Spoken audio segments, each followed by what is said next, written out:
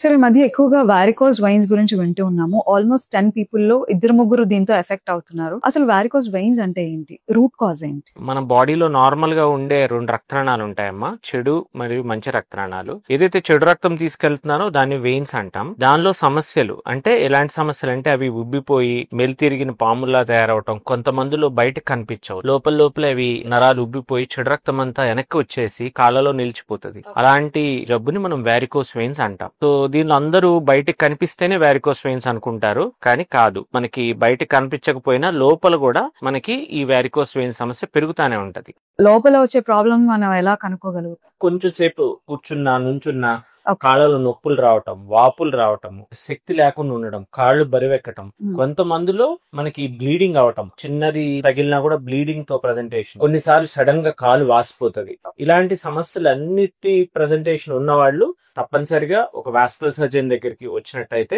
మనం ఒక Doppler scan అని చేసి చూస్తామమ్మా. ఓకే. దానిలో లోపల ఎంత ఉబ్బులు ఉన్నాయి అనేది మనకు తెలుస్తుంది. అండ్ మోర్ ఓవర్ ఎంత ఉబ్బులు ఉన్నాయి అనేది కాకుండా రిఫ్లెక్స్ అనేది కూడా చూసుకుంటాం. అంటే చెడు రక్తం వెనక్కి ఎంత వస్తుంది అనేది కూడా మనం గమనిస్తాం. సో దాని వల్ల మనం వారికోస్ వెయిన్స్ సమస్య ఎంత తీవ్రంగా అనేది మనకు అర్థమవుతుంది.